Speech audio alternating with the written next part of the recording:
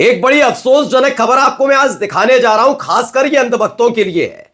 तो अंधभक्त बाबुओं, जो लगातार आप बांग्लादेश के हालात पर यहां के मुसलमानों को कोसा करते थे, बताते थे कि देखिए वहां के मुसलमान किस तरह से हिंदुओं के साथ बर्ताव कर रहे हैं, मंदिरों पर हमला कर रहे हैं, उन्हें पीट रहे हैं, और इसी लिहाज से रोहिंग्या और बांग्लादेशी बताकर यहां के मुसलमानों के खिलाफ झंडा बुलंद किया करते थे। अफसोस की बात यह है कि अब आपको अपने चाचा और अपने आका के खिलाफ भी मोर्चा खोलना पड़ेगा, क्योंकि ऐसे वक्त में जब बांग्लादेश के अंदर हमारे भाई हिंदुओं के साथ अपमानजनक स्थिति का दावा लगातार अलग अलग हिंदूवादी संगठन के लोग करके छाती पीटो कार्यक्रम कर रहे हैं, तो वहीं हमारे देश की बहुत राष्ट्रवादी सरकार यानी नरेंद्र मोदी साहब की सरकार ने बहुत बोरियां भर भर कर बांग्लादेशियों के लिए अनाज भेजना शुरू कर दिया है।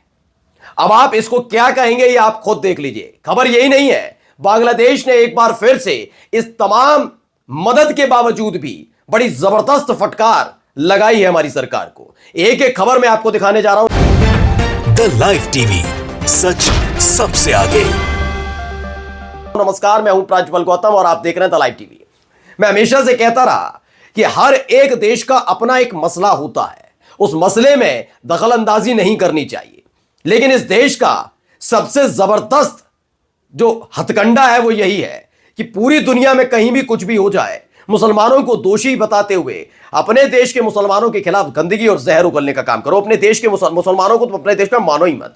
अब सोचिए, इजराइल और फिलिस्तीन से अपने देश के उन नागरिकों का कोई लेना देना नहीं, ना उन्होंने ना उनके परिवार वालों ने उसको देखा है, ना इजराइल गए, ना फिलिस्तीन गए, ना गजा गए, लेकिन चूंकि गजा के अंदर मुसलमानों के ऊपर अत्याचार हो रहा है तो इजराइल को पीड़ित बताकर यहां पर डंके की चोट पर संवैधानिक पद पर बैठे हुए लोग भी इजराइल का पक्ष ले रहे हैं। ये तमाम काम हुए ना, अब यही बांग्लादेश के साथ हो रहा था। बांग्लादेश में जो कुछ हो रहा है, मैं अब भी कहता हूं, याद रखिएगा ये उनका इंटरनल मैटर है, और अगर इतनी चिंता हमारे देश की सरकार को सता रही है तो ये बताइए कि अब तक जब वहां पर तख्ता पलट हुआ तो शेख हसीना को जरूर अपने यहां आप शरण दे सकते हैं, तो अपने देश के हिंदुओं के लिए कोई कदम क्यों ना उठा पाए। बांग्लादेश है क्या? हमारी बदौलत है, हम हिंदुस्तानियों की बदौलत है, इंदिरा गांधी की बदौलत है, इस देश की बदौलत है, वरना आज भी वो पाकिस्तान का पिछलग्गू देश होता, एक हिस्सा होता। लेकिन आज क्या, बांग्लादेश हमारी बदौलत बना है। लेकिन इस देश के नई नवेली और बड़ी राष्ट्रवादी सरकार ने ऐसे हालात पैदा कर दिए, जिस देश का वजूद ही हमारी वजह से है, वो देश हमें आंखें दिखा रहा है, और उसके एवज में हम क्या कर रहे हैं, जरा खबर पढ़ लीजिए। खबर आई है 24,690 टन यानी 24,690 टन जो चावल है वो इंडिया से गया कहां, बांग्लादेश गया है कि लो अपनी भूख मिटाओ और फिर से टूट पड़ो इन पर। ये मैं नहीं कह रहा हूं भैया, आप ही लोग कह रहे हो ना, वहां के मुसलमान हिंदुओं पर अत्याचार कर रहे हैं, वहां के मुसलमान किस तरीके से देखो मंदिरों पर हमला कर रहे हैं। अब अपने आका से कुछ कह पाओगे या मुंह में दही जमा कर बैठ जाओगे? ये किस आधार पर ये दी गई है, जरा मुझे सहायता वो बता दीजिए। अब देखिए, खबर भी देखिए, 25 तारीख की खबर है। इंडेक्स नाम का एक इंडेक्स ऑनलाइन है, उन्होंने कहा बांग्लादेश में हिंदू नरसंहार के बीच भारत उन्हें चावल बेच रहा है। इससे पहले अफगानिस्तान पर तालिबान के कब्जे के बाद गेहूं भेजा गया था, तब सबने उसकी आलोचना की थी। भारत का गेहूं खाकर तालिबान आज पाकिस्तान की नाक में दम किए हुए। हमें नहीं पता कि चावल बेचने के पीछे क्या रणनीति है, लेकिन विदेश नीति के विषयों में अच्छा यही है कि हम सरकार पर भरोसा रखें। सरकार पर भरोसा रखें, बहुत अच्छी बात कह रहे हैं, सरकार पर भरोसा तो रख ही रहे हैं ना। एक ऐसी सरकार जो बांग्लादेश में हो रहे हिंदुओं पर अत्याचार का दावा करते हुए अपने देश के नागरिकों पर, मुसलमानों पर हो रहे अत्याचार पर चुप्पी साध ले, इस देश की सरकार पर भरोसा रखें। रखना पड़ेगा भाई, ताकतवर है सरकार, यही तो सवाल है। ये सरकार क्या वाकई सिर्फ एक समुदाय विशेष की है, या एक मुट्ठी भर लोग जो धर्म के नाम पर इस्लाम वाले लोगों के ऊपर टूट पड़ते हैं उनके साथ खड़ी है? ये बताना पड़ेगा आपको, ऐसे ही नहीं। क्योंकि अगर यही काम गलती से कोई विपक्षी पार्टी का नेता कर देता तो यकीन मानकर चलिए अब तक उसकी आलोचना हो जाती, उसे बांग्लादेशी परस्त, देशद्रोही, तमाम चीजें कही जाती। लेकिन ये रणनीति और इसे कूटनीति बताया जाएगा। आप खुद सोचिए, मानसिकता है इनकी कि मीठा मीठा गप गप, कड़वा कड़वा थू थू। फिलहाल अगली खबर पर भी मैं लेकर चलता हूं। देखिए, करण है, उन्होंने भी लिखा, और इसी खबर को उन्होंने लिखा क्या, इसमें तकरीबन उन्होंने बताया कि rice shipment times of India की खबर है, उसमें वही लिखा है 24,690 मीट्रिक टन जो है वो वहां पर पहुंचा है। इंडिया से पहुंचा कहां? बांग्लादेश।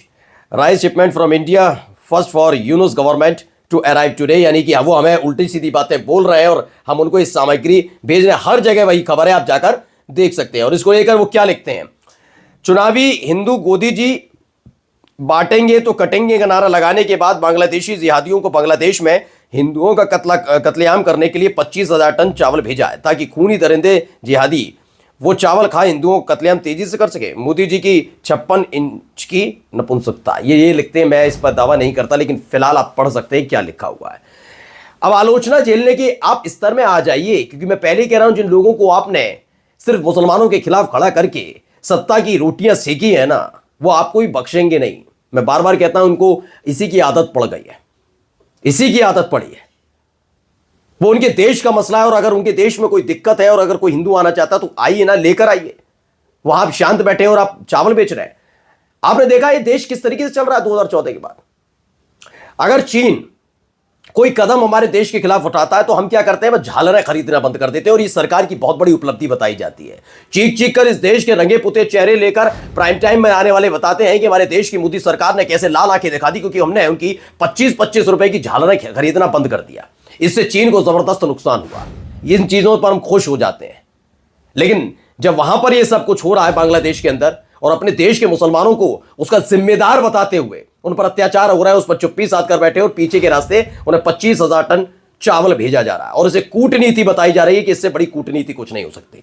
खैर, आगे की खबर आपको दिखाता हूं। पंकज मिश्रा ने भी लिखा, जो उन्होंने लिखा है, देखिए, हाँ, ये रविंद्र ठाकुर भी लिखते हैं, पता चला है कि भारत में 700 टन नहीं है, मैं बता दूं, इसमें तकरीबन 25,000 टन है चावल बांग्लादेश भेजा। जरा बताइए कि किस तरह की कूटनीति और विदेश नीति है, कभी इस पर भी चर्चा करवाइए। बिल्कुल सही बात है, इस पर चर्चा होनी चाहिए कि आखिर किस कूटनीति के तहत भेजा है।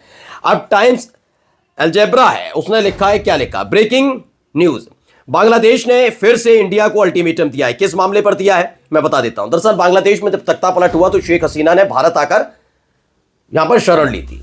ऐसे में वहां की जो सरकार है, वहां की यूनुस जो है वहां के नए नवेले प्रधानमंत्री, उन्होंने एक बहुत बड़ा जबरदस्त कदम उठाया और उन्होंने साफ साफ लफ्जों में एक बात कही। उन्होंने क्या कहा कि आप प्रत्यार्पण कीजिए, यानी कि शेख हसीना को दोबारा बांग्लादेश को लौटाइए। ये वो मांग कर रहे हैं। यहां ये चुप्पी साध कर बैठे हुए हैं, उल्टा 25,000 टन भेज रहे हैं चावल कि आप चावल खाइए, मजे करिए, ये मत करिए। यानी सोचिए सारी चीजें चल क्या रही है। उधर वो धमकी पर धमकी दे रहा है और आप कर क्या रहे हैं, अब चावल भेज रहे हैं तोहफे के तौर पर। तो इस पर भी सवाल जरा अंधभक्तों की जमात पूछ लीजिएगा अपने चचा, अपने आका से। खैर, अब आइए दूसरी तीसरी खबरें भी हैं। पंकज मिश्रा हैं, वो लिखते हैं कि क्रिसमस में हुड़दंग मचाने वाले, मस्जिद के सामने हनुमान चालीसा पढ़ने वाले, गांधी के राम भजन को बंद करवाकर गायिका से माफी मंगवाने वाले जब बांग्लादेश के हिंदू पर छाती पीटते हैं तो बड़े क्यूट लगते हैं। इन्हें लगता है कि दुनिया में सब अंधे हैं, बस इन्हें दिखता है, उन्हें कुछ नहीं दिखता। ये बात, सवाल बिल्कुल लाजमी है इनका। एक खबर और आई है, ये है ऑस्ट्रेलिया के एक बड़े प्लेयर हैं, नाम है मैथ्यू हाइडन। उन्होंने क्या कहा, Islam is the most disciplined religion, यानी सबसे ज्यादा डिसिप्लिन्ड अगर कोई धर्म है तो वो इस्लाम है। Islam is the solution of mankind, यानी कि मानवता का एक ही हल है, वो है इस्लाम, ये दावा करते हैं। खबर भोपाल से भी आई है, दैनिक भास्कर की खबर में पढ़ रहा हूं। अवैध निर्माण पर बुलडोजर चलाने वाले नगर निगम ने ही दूसरों की जमीन पर कराए 250 करोड़ के अवैध निर्माण। ये खबर क्या है कि यहां पर भोपाल नगर निगम की 250 करोड़ के रुपए के हाउसिंग कमर्शियल कॉम्प्लेक्स प्रोजेक्ट अटके हैं। इनमें से ज्यादातर बिना परमिशन के बन रहे हैं। ऐसे में उस पर कहा जा रहा है कि ये सब गिरेगा, लेकिन इन सब के बीच हो क्या रहा है भाई, बीजेपी शासित राज्य में जमकर पहले अवैध ऐसी बिल्डिंग्स खड़ी की जाती हैं और उसके बाद बुलडोजर चलाकर कार्रवाई दिखाई जाती है। लेकिन जब बिल्डिंग बनाई जाती है तो ऐसे ही लोग घूसखोरी से खाते भी हैं। नमस्कार। द लाइव टीवी, सच सबसे आगे।